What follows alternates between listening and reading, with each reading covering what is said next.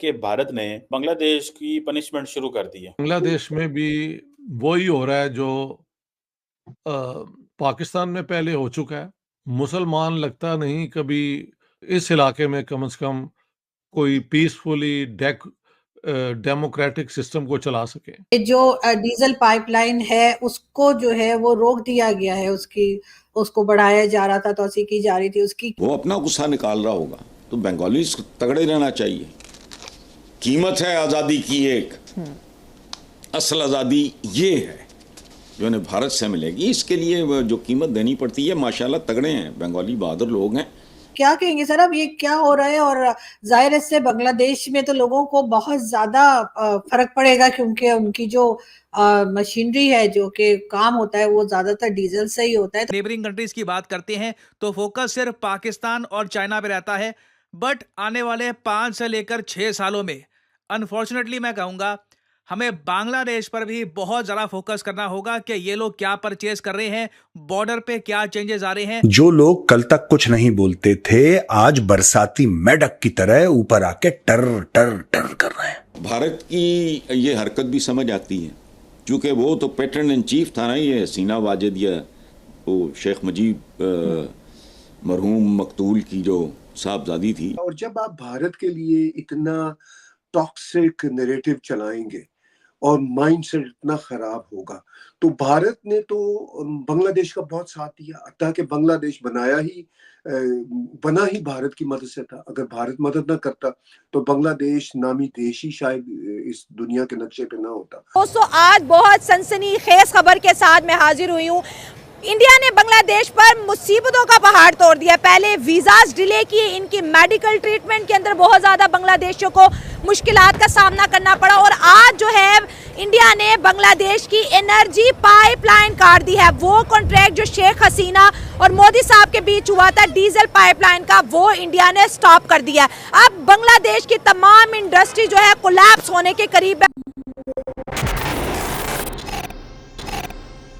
जय हिंद दोस्तों। तो दोस्तों, भारत ने अब बांग्लादेश की घटिया खड़ी करना शुरू कर दिया है, क्योंकि जिस तरीके से बांग्लादेश के अंदर कुछ कट्टरपंथियों के द्वारा भारत के खिलाफ नफरत फैलाई जा रही थी, अब भारत ने उसका जवाब देना शुरू कर दिया है। और अब भारत ने बांग्लादेश की जो डीजल पाइपलाइन थी उसको बंद कर दिया है और उसका विस्तार भी रोक दिया है। यह पाइपलाइन शेख हसीना के टाइम पर भारत और बांग्लादेश के बीच 377 करोड़ रुपए की लागत से शुरू की गई थी। यह पाइपलाइन पश्चिम बंगाल के सिलीगुड़ी से बांग्लादेश के दिनाजपुर जिले के पार्वतीपुर स्थित एक तेल डिपो तक फैली हुई थी, लेकिन भारत ने अब इस पर सख्त फैसला ले लिया है। दोस्तों, इस पाइपलाइन की सालाना 1 million metric tonne high speed diesel परिवहन की क्षमता थी और वर्तमान में यह उत्तरी बांग्लादेश के 7 जिलों को डीजल मुहैया करवाती थी। यही नहीं दोस्तों, इस पाइपलाइन को आगे 131 किलोमीटर तक बढ़ाने का भी प्रस्ताव था, जिसको भी भारत सरकार ने रोक दिया है। भारत के इस कदम से बांग्लादेश को अपनी औकात पता चलेगी और बांग्लादेशियों को लाइन में लगना पड़ेगा। इसके साथ ही भारत के खिलाफ जो जहर उगलने वाले कट्टरपंथी थे, उनको भी भारत की ताकत का एहसास होगा कि भारत से पंगा लेने पर उनको उनकी औकात पता चल जाएगी। इसके साथ ही भारत के खिलाफ जो जहर उगलने वाले कट्टरपंथी थी, उनको भी भारत की ताकत का एहसास होगा कि भारत से पंगा लेना उनके लिए कितना महंगा साबित होगा।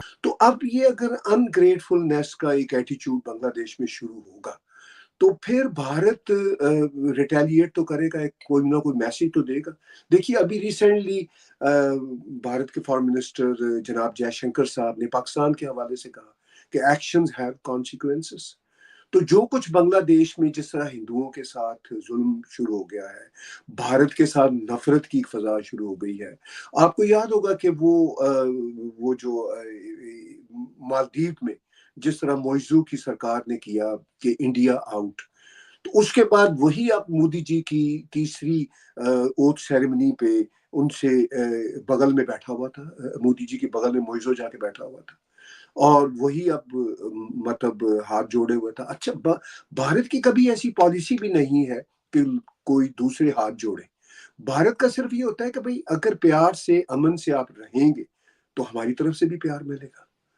अगर आप दहशतगर्दी की बात करेंगे, हमारे खिलाफ प्रोपेगेंडा चलाएंगे, तो जैसा कि उन्होंने कहा जयशंकर जी ने कि uninterrupted talk with Pakistan is over, तो वही मामला शायद मैं ये कह सकता हूँ कि अगर बांग्लादेश की तरफ से ये एक टॉक्सिक नैरेटिव बढ़ता रहा तो बांग्लादेशियों को फिर भारत की तरफ से वो जो अनइंटरप्टेड डायलॉग वाला मामला है वो वहां पे भी ओवर है, वो भी फिर अपना मैसेज देंगे। तो मैं ये समझता हूँ कि भारत की बीजेपी की सरकार खास तौर पर 2 टर्म से, पहली टर्म में तो उन्होंने सबको एकोमोडेट करने की कोशिश की, मोदी जी ने पाकिस्तान को भी एकोमोडेट करने की कोशिश की, पाकिस्तान भी पहुंच गए, प्राइम मिनिस्टर नवाज शरीफ को भी उस वक्त उन्होंने बुलाया था, सब कुछ करके देख लिया।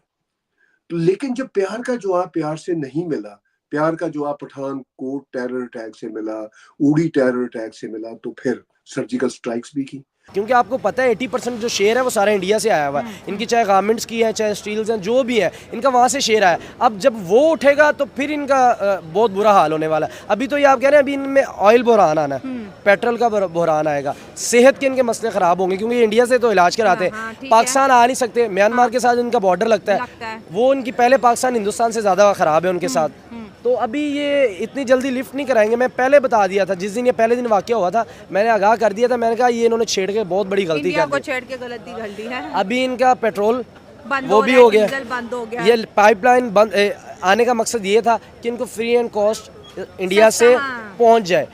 बॉर्डर ऑलरेडी अभी ब्लॉक किए हुए, अभी तक जब से ये मसला हुआ कोई नहीं है। अभी इनका सब्जियों का, अभी दालों का, चीनी का, ये आम सी देसी तरीके से बात बता रहा हूँ जो आवाम को भी समझ आ जाए, अभी इनका बुहरान आना बाकी है।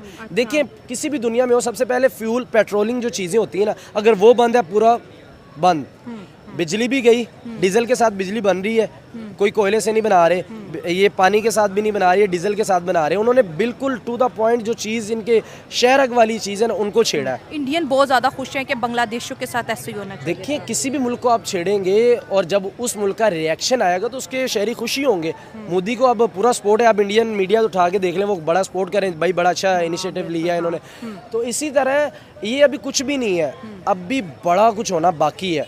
ये अपने मुल्क को, इनकी देखें जब पाकिस्तान से ये अलग हुआ था इनके पास 2 तिजारती बेड़े थे, बहरी जहाज जिसको कहते हैं तिजारत, अब इनके पास 11 है। कितना डिफरेंट है 9 का। मुझे ये लग रहा है अब ये बेचना शुरू कर देंगे उनको, क्योंकि तिजारत तब होगी ना जब इंडिया करेगा। तो इंडिया से ही आपका देखिए बहुत ज़्यादा इम्पोर्टेड है, उसके अलावा तो इनके पास कोई हल नहीं है। या तो इन्होंने बड़े हाई क्लास के, इन्होंने देखिए इनके पास इतना तो है नहीं है कि अमेरिका या कोई 10-8 घंटे के वाली 6 घंटे वाली फ़्लाइट अपने मुल्क से जा सकें। वो ये जाते हैं, ये उन्हीं के मुल्क से जाते हैं ऑलरेडी। तो ये बड़ा मसला ख़राब होगा, ये तो भूख मरने वाली हिसाब हो जाएगा। ये बांग्लादेश ने गलती कर ली है, गलती कर ली है, एक मिसाल, हाँ एक मिसाल है जैसे कि मतलब के टाइम गधे को भी बाप बनाना पड़ता है। तो ये कैसी मिसाल दी आपने है? ये ऐसी मिसाल ही है। अच्छा। बांग्लादेश को इंडिया के साथ बनानी चाहिए, अपने मुल्क के लिए काम निकलवाने चाहिए, जहाँ तक हो सकता है तरक्की करनी चाहिए।